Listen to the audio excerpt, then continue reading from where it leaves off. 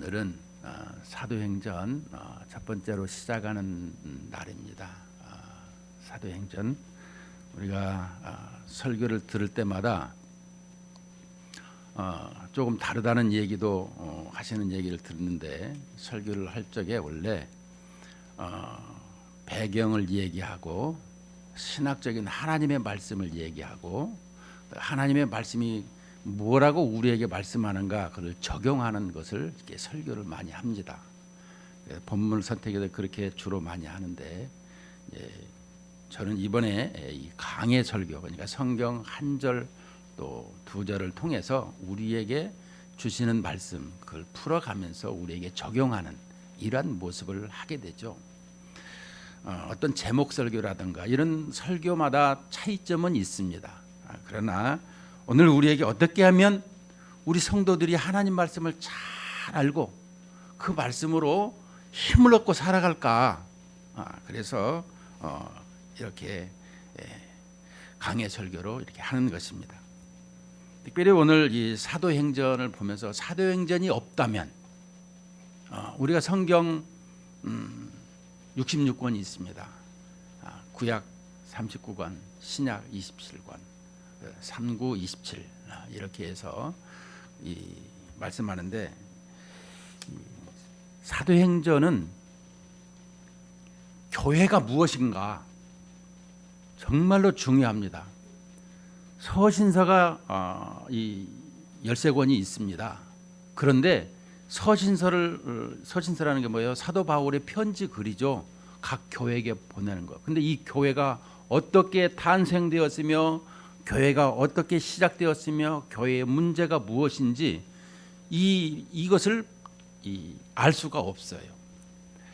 그리고 당시에 세계의 이 종교 시스템을 볼 적에 우리는 이런 종교를 믿는데 니네 종교는 뭐야? 어떻게 믿어? 어떻게 예배드려?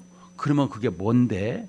이런 것이 이 사도행전에 다 가르쳐주고 있더라는 거예요. 우리가 잘 아는 뭐 불교 또 기독교 얘기할 적마다 불교 하게 되면 그거 우리 종교네? 아니에요. 불교는 인도 종교죠. 그런데 그것이 불교가 한문으로 또 풀이됐네요. 뭔가가 좀 문제가 있죠. 왜냐? 석가모니는 인도 사람이거든요. 우리 기독교는 서양 종교는 다 아닌 것입니다. 우리가 알아도 잘 알고 얘기하지, 좀 무식하다는 소리 들으면 안 되죠. 기독교는 하나님 나라께, 하나님께서 창조하시고 우리에게 말씀을 주신 것을 기록하는 것입니다. 기독교가 아주 중요한 것이죠. 세상에 많은 종교가 있어도 기독교가 넘버원이라는 것이죠. 그것을 우리는 이 기독교가 예수님 탄생 때부터 주어진 것 아니냐? 물론 그렇죠. 그러나 그 전부터 하나님께서 이 아브라함을 선택한 것을 또 보시고 그 전에 아담을 선택하신 것을 볼 적에 역추적으로 올라가다 보면 우리에게 이 이스라엘 민족은 회당을 주시고 그 회당 속에서 이렇게 하나님을 예배해야 하는 것을 볼 수 있죠. 그러나 그것이 참이 아니라 또 어떻게 보면 이 유대교가 이 하나님께서 이 섭리 가운데 유대교가 기독교를 받아들이지 못하게 한 것은 무엇인가? 또한 이 기독교를 통해서 우리에게 주신 것이 뭐냐 그러면 항상 무리를 지어서 있는 것이 아니라 고통과 환난을 주시더라는 거예요. 그래서 다 흩어져 가지고 하나님의 나라가 확장되고 하나님의 나라가 어떠한 나라인가 이것을 가르쳐주고 있는 거예요. 그래서 사도행전은 역사적으로 아주 중요합니다. 그래서 신약의 역사서라 그래요. 이처럼 이 사도행전을 통해서 우리에게 주시는 말씀이 뭐냐? 먼저 배경을 보면 데오빌로여 1절을 봅니다. 1절. 1장 1절에 보면 데오빌로여 내가 먼저 쓴 글에는, 그래서 먼저 쓴 글이 있더라는 것입니다. 데오빌로가. 이것은 뭐냐 그러면 누가복음을 보게 되면 나와 있습니다. 누가복음 1장에 보면 1장 1절에서 이 3절 말씀을 보면 이렇게 말씀합니다. 우리 중에 이루어진 사실에 대하여 처음부터 목격자와 말씀의 일꾼된 자들이 전하여 준 그대로 내력을 저술하려고 붓을 든 사람이 많은지라 그 모든 일을 근원부터 자세히 미루어 살핀 나도 데오빌로 각하에게 차례대로 써보내는 것이 좋은 줄 알았노니 그랬습니다. 여기 보니까 데오빌로 각하라는 단어가 쓰고 있습니다. 이 데오빌로라는 것은 하나님께 사랑받는 자라고 단어가 의미가 있는데요. 여기서는 지금 첫 번째로 쓴 것이 이제 누가복음인데 누가복음하고 사도행전은 누가가 썼어요. 모든 성경은 이렇게 유대인들이 썼는데 누가복음 또 이 사도행전은 누가 이방인 의사가 쓴 거예요. 아주 기록도 신약 성경에서 이 누가복음과 사도행전을 포함하면 신약 13권 서신서보다도 더 장이 길어요. 그래서 요한신학, 누가신학 이렇게 말하는 분도 있는데요. 지금 얘기하고자 하는 것은 이렇게 데오빌로 각하라는 칭호를 쓴 것은 로마의 관리 중에 가장 높은 사람이었지 않느냐 이렇게 말씀하고 있습니다. 그래서 그 사람에게 이렇게 기독교에 대한 것을 자세히 소개하고자 이 글을 쓰게 되고 붓을 들었더라 이런 말씀이 되는 것입니다. 그래서 누가복음에는 데오빌로 각하에게 썼는데 이제 사도행전에는 그 각하라는 단어가 삭제가 됐어요. 데오빌로요 이렇게 쓰고 있는 거예요. 이것은 무슨 뜻이냐 그러면 어떤 이 단체에 가면 우리가 신우회라는 것이 있죠. 거기서 많은 사람들이 예배를 드립니다. 군인 세계에서도 이 별들의 사람, 이 장군들이 예배를 드리는 게 있어요. 1스타, 2스타, 3스타, 4스타 이렇게 모여가지고 예배를 드리는 게 있어요. 자, 그렇더라면 거기에 예배를 드리는 사람들은 다 장로요, 집사요 이렇게 모인다라는 것이죠. 그런데 그들이 모였을 적에 김 장군님, 이 장군님 이렇게 부르지 아니하고 이 장로님, 김 집사님 이렇게 부른다라는 거예요.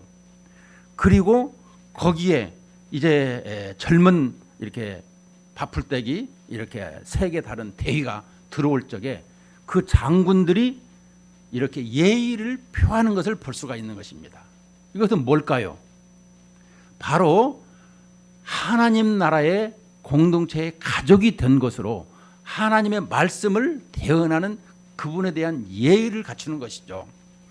여기에서도 지금 데오빌로라고 하는 것은 이 각하가 되었는데 지금은 이제 이 그리스도의 나라의 공동체의 가족의 일원이 된 것을 볼 수가 있어요. 처음에 각하를 쓸 적에는 초신자, 이 초신자였어요. 모르니까 이 그분에게 있어서 하나님 나라를 잘 알게 하는 이렇게 말로 이렇게 쓰게 됐는데 이제 이 누가복음이 끝나고 사도행전 와서 보니까 이 신앙생활을 잘 했어요. 그러니까 이 글을 쓰게 된 배경이 뭐냐? 1절에서 자세히 또 보면 데오빌레요 내가 먼저 쓴 글에는 먼저 썼어요. 누가복음에. 그리고 무릇 예수께서 행하시며 가르치시기를 시작하심부터 그러니까 예수께서 행하시면 이것은 예수님의 탄생으로 시작해서 십자가의 사건과 부활 사건과 승천까지 이것을 설명하고 있는 것을 예수께서 행하시며 가르치시기를 시작하심부터 이렇게 설명을 하는 거예요. 그 다음에 그가 택하신 사도들에게 성령으로 명하시고 승천하신 날까지 이를 기록하였노라. 그러니까 사도들에게 그가 택하신 예수님께서 택하신 사도들에게 성령으로 명하시고 승천하신 날까지 이를 기록하였노라. 이게 이제 사도행전이란 말씀인 것입니다. 그가 고난 받으신 후에 또한 그들에게 확실한 많은 증거로 친히 살아계심을 나타내사 40일 동안 그들에게 보이시며 하나님 나라의 일을 말씀하시니라. 자, 그러니까 지금 예수님께서 이 십자가 사건으로 고난 당하시고 또 이제는 부활하셔서 살아계셔 가지고 우리와 함께 하는데 40일 동안 우리와 함께 하셨어요. 예수님께서 부활하신 다음에. 그리고 40일 동안 함께 하시고 승천하셔서 우리에게 약속했죠. 기도하라고. 500명에게 이렇게 말씀했는데 다 가고 120명만 남았어요. 그래서 이제 50일째 되는 날, 열흘 동안 기도를 했을 적에 성령께서 임해서 오순절 날 교회가 태동되면서 우리에게 구원을 주신 것을 설명하고 있는 거예요. 자, 그런데 40일 동안 그들에게 보이시며 하나님 나라의 일을 말씀하시니라. 자, 문제는 하나님 나라인 것입니다. 여러분, 하나님 나라 이 얘기를 말씀할 때마다 또 설명을 여러분들한테 할 수밖에 없는 것은 우리가 이 세상에는 175개의 나라가 있습니다. 그런데 하나님의 나라를 얘기할 적마다 하나님의 나라, 하나님 나라, 하나님 나라 이 얘기를 많이 합니다. 그런데 하나님의 나라에서 설명을 좀 해주세요 라고 얘기하면 내가 말을 못하면 모르는 거예요. 하나님 나라에서 말씀을 해주세요 하면 말을 할 수 있어야 되는 거예요. 이게 하나님 나라에 내가 백성으로서 또 시민권을 가지고 살아가는 확증이 되는 거예요. 그러니까 하나님의 나라를 말씀 못하면 안 되는 거예요. 자, 하나님의 나라는 처음에 삼위일체 하나님의 동일 본질이신 성부, 성자, 성령은 한 하나님이시지만 위격이 삼위로 나타나셔서 이렇게 세 분으로 나타나시는 것을 볼 수 있는데 이 일을 할 때 나타나는 것을 말씀해 주고 있어요. 그 삼위 하나님께서 자신의 나라, 당신의 나라를 세우려고 계획을 하셨더라는 거예요. 그것을 이제 예수 그리스도를 통해서 이제 이 세상을 창조하셨어요. 말씀으로 창조를 하셨어요. 창세기에 보니까 그 땅은 어디냐면 온 만유, 온 우주가 땅인 것입니다. 물론 이 지구상도 마찬가지죠. 이 백성은 누구냐 하면 거기에 하나님의 형상을 입고 하나님의 이렇게 형상으로 말미암아 지어진 아담과 하와를 하나님의 백성 삼았어요. 그래서 이 백성들은 사나 제한 없이 순풍순풍 하나님의 나라의 백성들을 많이 만들어야 될 책임을 지고 있어요. 지금도 이렇게 낙태다 아니면 자녀를 그냥 주신 대로 낳아야 된다 할 적에 성경은 그냥 낳는 거예요. 그래서 주시는 대로 낳아야 되는 거예요. 그래서 결혼식 주례할 적에 항상 세 가지 거를 얘기하죠. 만난 것은 하나님의 뜻 안에서 만났고, 두 번째로는 자식을 무한대로 많이 낳기를 바라고, 그 다음에 먹고 잘 사는 것이 아니라 하나님의 나라의 일을 하는 이런 명분을 우리에게 주셨다. 우리에게 그 사명을 주셨다라는 것을 기억하고 주님의 나라의 일을 해야 된다. 이것이죠. 자, 그런데 이처럼 이 자신의 나라를 세우셨는데 사탄의 꼬임에 넘어가서 이 하나님의 나라가 파괴되었죠. 파괴된 하나님의 나라를 다시 세우시려고 약속을 주신 것이 창세기 3장 15절에 여자의 후손을 보내주시겠다라는 말씀이었습니다. 근데 그 여자의 후손이 예수 그리스도가 어떻게 잉태되셨죠? 요셉하고 결혼을 했으나 마리아가 이미 이 약혼만한 상태인 처녀의 몸에서 성령께서 가브리엘 천사가 말했죠. 예수님께서 잉태하였다고. 그래서 성령으로 말미암아 잉태가 된 거예요. 여자의 후손으로 온다라는 것은 이처럼 죄 없는, 우리는 모두가 다 죄인이죠. 죄 있는 여자이지만 죄 없는 하나님께서 몸을 입고 이 땅에 오신 사건을 설명해 주고 있는 것입니다. 그러니까 하나님의 나라가 다시금 파괴되어지고 다시금 재창조를 하는데 여자의 후손인 하나님의 아들 예수님이 오셔서 그것을 완성하는 거예요. 어떻게 완성하느냐? 십자가로 말미암아 우리가 주님 앞에, 하나님 앞에 나갈 수가 없는데 죄 없으신 예수님께서 십자가에 흘리신 그 피로 말미암아 우리의 죄가 사해지고 하나님 앞에 이제 바로 나아갈 수 있다 해서 휘장이 찢어진 것을, 위에서부터 아래로 찢어진 것을 말씀해 주고 있어요. 히브리서 기자. 우리에게 하나님 앞에 나아갈 수 있는 그 길을 예수님께서 열어주시고, 그래서 우리는 예수님의 나라의 백성이 되었고 자녀가 되었더라 이렇게 설명해 주고 있는 것입니다. 그러면 그것이 어떻게 이해가 될까요? 예수님께서 이 땅에 오셔서 제자들을 세웠어요. 12명. 12명을 세운다는 것은 장차 교회를 세우실 하나님의 플랜, 계획이었죠. 무조건적 선택을 하셔서 그들이 잘나서 된 것이 아니라 선택을 하셔서 그들에게 3년 동안 가르쳤어요. 왜 가르치냐? 하나님의 아들이 누구신지, 하나님의 나라가 어떠한 것인지 이것을 자세히 가르친 거예요. 그래서 그들에게 이제 가르쳤는데도 불구하고 고향으로 낙향하고 그랬을 적에 부활하신 주님께서 다시금 그들을 찾아가서 회복시켜 주는 것은 우리 인간의 능력으로 살아가는 것이 아니라 우리 안에 하나님의 말씀과 성령으로 말미암아 우리가 살아가게 되더라라는 것을 설명해 주시면서 이제 그 교회가 탄생되는 것을 말씀하고 있어요.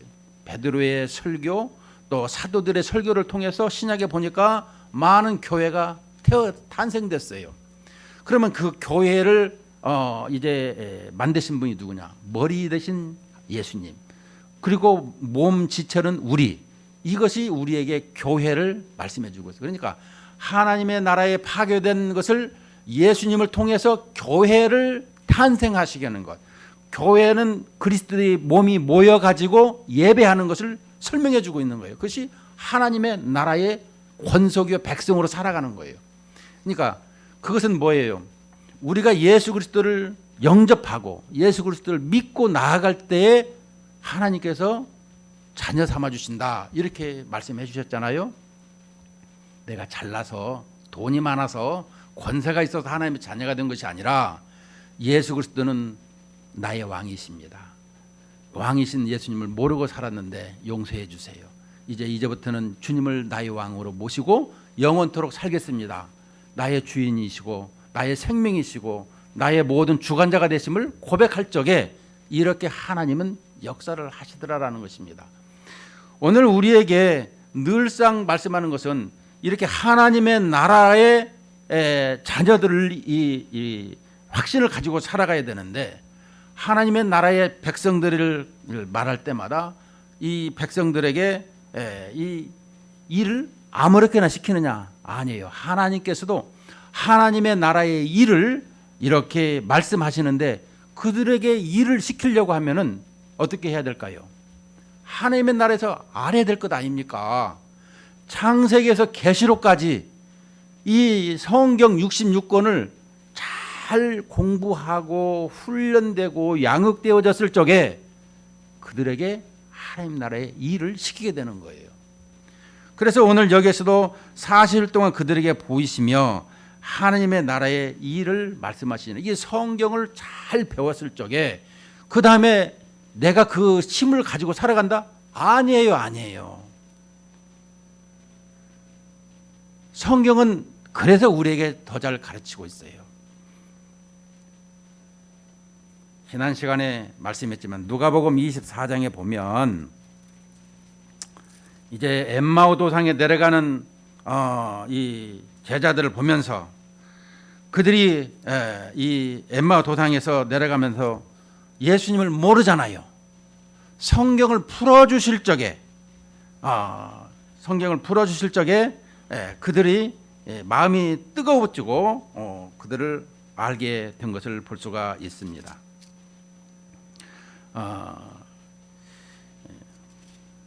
누가복음 24장 특별히 25절부터 쭉 보게 되면 우리에게 하나님의 나라에 대해서 알아야 될 것이 뭐냐? 누가복음 24장의 25절부터 보면 이르시되 미련하고 선지자들이 말한 모든 것을 마음에 더디 믿는 자들이여 그리스도가 이런 고난을 받고 자기의 영광에 들어가야 할 것이 아니냐 하시고 이에 모세와 모든 선지자의 글로 시작하여 모든 성경에 쓴 바 자기에 관한 것을 자세히 설명하시니라. 자, 모세와 모든 선지자의 글이 뭘까요? 구약 성경을 설명하는데 구약 성경에 약속하신 예수님이 이 땅에 오실 것을 설명해 주고 있는데 그것을 더디 믿었더라. 이 구약 성경을 더디 믿으면 신약 성경은 잘 믿었을까요? 아니, 구약 성경을 더디 믿는데 어떻게 신약을 잘 믿겠어요? 어떻게 예수님을 잘 알겠어요? 그래서 주님께서 말씀하십니다. 이에 모세와 모든 선지자의 글로 시작하여 모든 성경에 쓴 바 자기에 관한 것을 자세히 설명하시니라. 누가요? 예수님께서.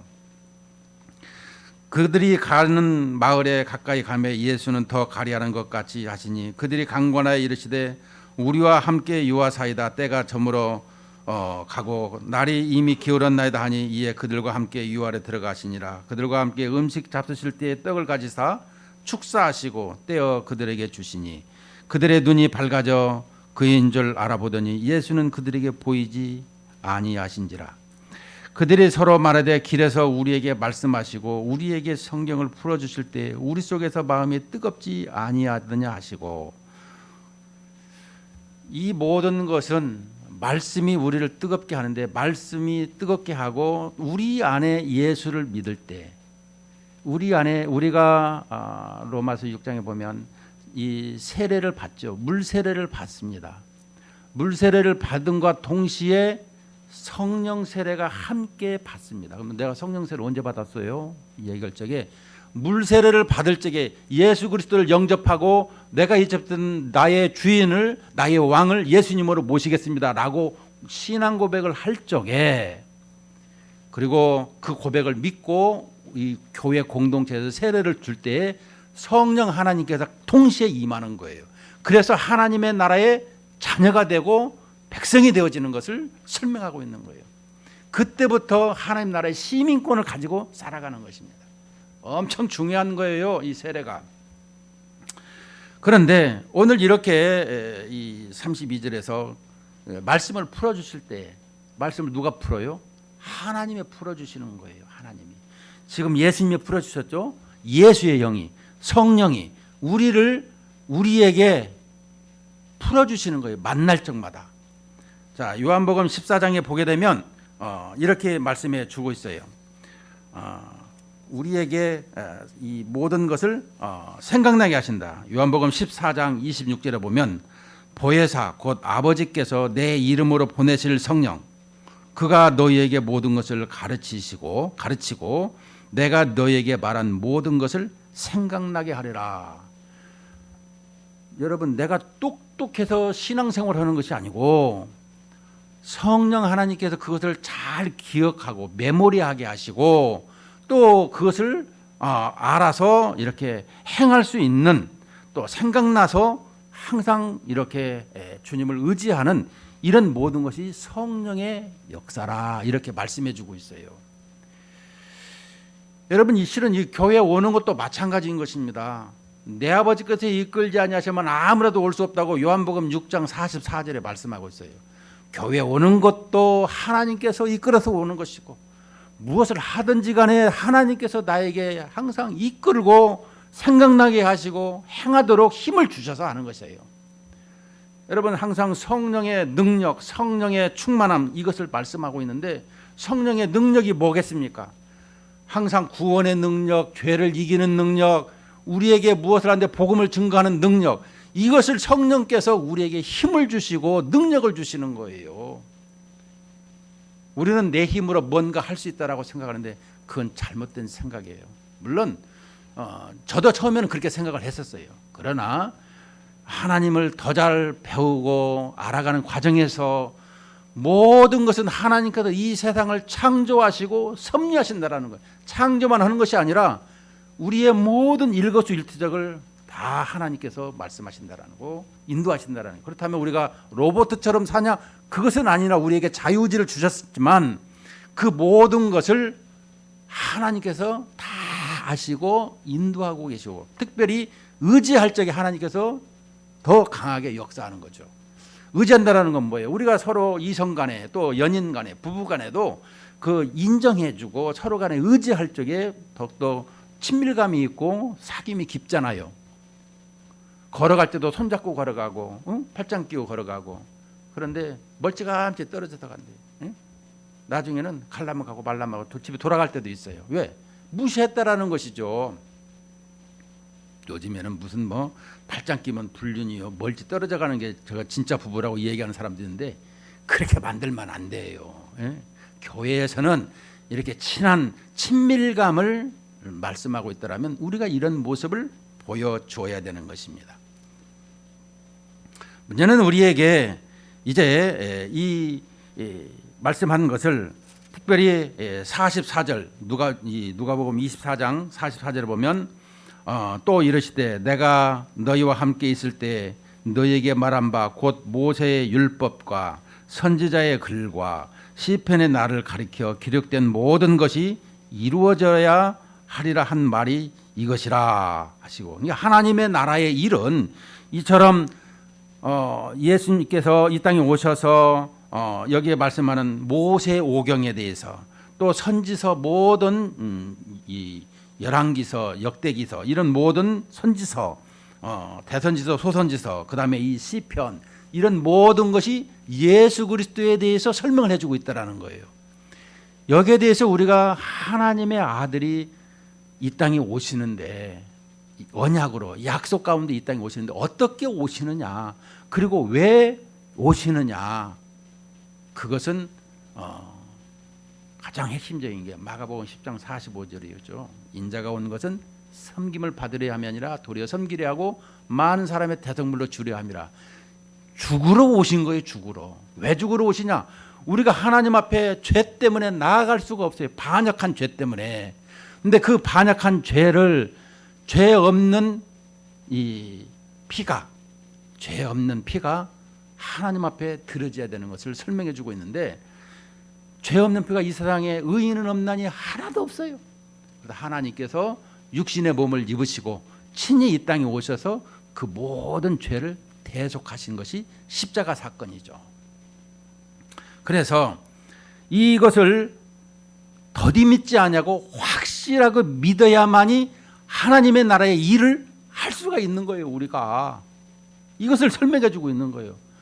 그렇더라면 그 예수님에 대해서 얘기할 때 신학적으로 기독론이라 사람이면서 하나님, 하나님이면서 사람, 양성 교리를 설명해 주고 있는 것이죠. 이것을 이해하고 있느냐? 아니 어떻게 하나님께서 이게 온 세상도 담을 수가 없는 하나님을 어떻게 사람의 몸을 입고 이 땅에 오시는 하나님이, 예수님이 그 진짜 하나님이실까? 그래서 많은 이단 사상이 늘어났죠. 아, 이거 하나님이 그 가연설이지, 이게 잠깐 보여준 것, 우리 현상으로 나타나 보인 것이지 무슨 하나님이 사람의 몸을 입고 오셨냐, 이렇게 이단들이 나타나기 시작했어요. 그래서 그들은 다 정죄가 됐고, 왜 이 땅에 몸을 입고 오셔야만 됐냐면 우리의 죄 때문에, 우리의 죄를 해결하시고 새로운 예수님의 나라를 재창조하시려고 이 땅에 오셨더라, 이런 말씀을 말씀해 주고 있죠. 재창조를 하시고 완성은 예수님의 재림으로 말미암아 우리의 이 썩는 몸이 썩지 아니할 몸으로 다시금 바뀌면서 이제 완성되는 것을 설명해 주고 있죠. 물론 구원에, 예수 믿는 모든 사람은 구원은 완성이 됐지만 최종적으로 우리에게 있어서 이렇게 주님의 부활의 몸을 고린도서 15장에 보면 그러한 몸으로 되어지는 것은 예수님의 재림 때 먼저 죽은 사람이 일어나고 그 다음에 살아있는 사람은 동시에 변화되는 이런 모습을 설명해 주고 있죠. 자, 그렇다면 이렇게 우리에게 이 모든 것을 하나님의 나라에 대해서 확실히 알아야 되는 우리에게 설명을 말씀해 주고 있어요. 자, 4절에 보면 사도와 같이 모이사 그들에게 분부하여 이르시되 예루살렘을 떠나지 말고 내게서 들은 바 아버지께서 약속하신 것을 기다리라. 아버지께서 약속하신 것은 뭐예요? 성령을 설명하고 있죠. 사도와 함께 모이사 그들에게 분부하여 이르시되, 이게 사도들과 함께 모이는데 예수님이 십자가에 달리시자 사도들이 어떻게 했어요? 다 도망가 버렸어요. 자기 고향으로. 왜? 우리의 대장이 죽어버렸는데 우리들은 또 잡혀가지고 어떤 고난을 당할지 모른다 해서 도망간 것을 볼 수가 있죠. 그리고 죽음이 끝이니까 더 이상 우리에게 소망이 없다 해서 이제 고향으로 낙향한 것을 볼 수가 있죠. 그런데 다시금 부활하신 예수님께서 이렇게 말씀하는 것입니다. 사도와 함께 모여서 그들에게 분부하여 말씀하는데, 예루살렘을 떠나지 말고 내게서 들은 바가 뭐예요? 죽을 죽으시고 3일 만에 부활하시는 것을 말씀하고 있죠. 그리고 떠나지 말고 이제 기도하라고 하는 것을 말씀하고 있죠. 그래서 내게서 들은 바 아버지께서 약속하시는 것을 기다리라. 예루살렘을 떠나지 말고 예루살렘이 참 싫었을 것입니다, 제자들이. 그런데 예루살렘에 이제 떠나지 말라라고 하는 것을 볼 수 있는데, 여기서는 나오지 않았지만 이제 마가의 다락방, 여기에서 이제 120명이 기도한 것을 볼 수가 있는데, 마가의 다락방 가다 보니까 뭐 한 이 정도 공간, 이렇게 밖에까지 합치면 그 정도 공간 정도 되겠더라고요. 근데 이제 거기에서 이제 120명의 기도에서 성령을 받은 사건을 설명해 주고 있죠. 예루살렘을 떠나지 말고 내게도 들은 바 아버지께서 약속하신 것을 기다리라. 이 약속, 그러니까 성령을 우리에게 약속하셨어요. 그런데 성령 약속을 500명에게 고린도전서 15장 1절에 보면 우리에게 일시에 500명 보였는데 이 120명밖에 안 남은 것은 나머지 380명은 어디로 갔을까요? 기도하다가 갔다라는 거죠. 자기 소견대로. 자기 소견대로. 우리가 사사기에 보게 되면 암흑시대라 그러죠. 이 자기 소견대로 살았더라라고 결론을 맺고 있어요. 그런데 그 사사시대에 한나라고 하는 여인을 통해서 하나님께서 사무엘을 예비해 주셨어요. 사무엘을 통해서 이제 사무엘에서 보면 말씀이 없고 자기 소견대로 살았던 시대에 사무엘을 통해서 말씀의 회복이 브엘세바에서 단까지 회복이 되니까 이스라엘이 융성해지고 이게 나라가 아주 그냥 구군이 일어나는 이런 모습을 보게 됐다는 것이죠. 하나님의 말씀이 있을 때, 이게 우리도 지금 이 시대를 보면 말씀이 사라지신 때문에 말씀이 충만하고 말씀이 생활화되는 모습을 가져야 된다는 것이죠. 우리가 여자들 이렇게 남자들이나 이 십자가 목걸이를 달리고 다니는 사람 많은데 장식 십자가가 아니라 살아있는 주님의 말씀에 그 십자가 사건을 의지하면서, 그것은 뭐예요? 내가 하나님의 자녀가 되었는데 구원받았어요. 어떻게 구원받았느냐? 십자가 사건으로 말미암아 부활하심으로 구원받았어요. 내가 그러므로 내가 부끄러움도 없고 항상 고난이 와더라도 그것을 다 이겨내고 내가 복음을 증거하면서 이기면서 살아가는 것이죠. 우리가 구원받았기 때문에 하나님의 자녀가 되고 하나님의 하늘나라의 시민권이 되었기 때문에 이것을 우리가 기억하고 살아가고, 오늘 예배하는 것도 그거 아니겠습니까? 내가 예배하는 것, 구원받았기 때문에 하나님께서 나를 위해서 그 사랑을 베풀어 주셨는데 그 사랑에 감사하고 그 사랑에 고마워서 눈물도 흘리고 그 사랑에 고마워서 납작 엎드리기도 하고 이런 거 아니겠습니까? 약속하신 것을 기다려라. 그래서 요한은 물로 세례를 베풀었으나 너희는 몇 날이 못되어 성령으로 세례를 받으리라 하셨느니라. 그러니까 우리에게 세례 요한이 와서 이제 물 세례로 이렇게 베풀었으나 성령으로 말미암아 세례를 받는 것은 우리에게 구원을 설명해 주고 있더라, 이런 말씀입니다. 그러므로 우리에게 구원받은 사람들, 특별히 이 말씀하는 내용이 우리에게 아버지께서 약속하신 것을 기다려라. 특별히 우리에게 있어서 오늘 본문 속에서 말씀한 것이 무엇이겠습니까? 성령으로 말미암아 우리는 이 시대를 살아가고 있습니다. 고린도전서 2장 12절의 말씀이면 우리가 세상의 영을 받지 아니하고 오직 하나님으로부터 온 영을 받았으니 이는 우리로 하여금 하나님께서 우리에게 은혜로 주신 것들을 알게 하려 하심이라. 성령께서 우리에게 은혜로 주신 것을 알게 하고 하나님 앞에 더욱더 열심을 내라고 우리에게 성령을 주신다, 이렇게 말씀해 주고 있습니다. 성령으로 세례를 받으리라. 여러분, 우리가 성령 세례를 받았는데 우리가 그것을 망각하고 잊어버리고 있는 것을 바라볼 적에 다시금 이렇게 강단에서 흘러나오는 말씀을 통해서 우리의 영혼이 이제 이렇게 스프라이트 자꾸 이렇게 몽글몽글 솟아오르고 힘이 나고 즐거움과 기쁨이 계속해서 일어나는 것을 볼 수가 있는 것입니다. 우리는 성령의 사람입니다. 성령으로 살아가고 있는 것입니다. 우리 교회 공동체에 명하신 하나님의 꿈이 있습니다. 각 개인에게 또 말씀해 주시고 또 그들에게 소명을 주셔서 그들에게 은혜가 충만하게 하나님이 이끌고 있는 것을 보게 됩니다. 우리는 이런 하나님의 사람으로 날마다 은혜가 충만한 삶이 되시기를 주님의 이름으로 축복합니다.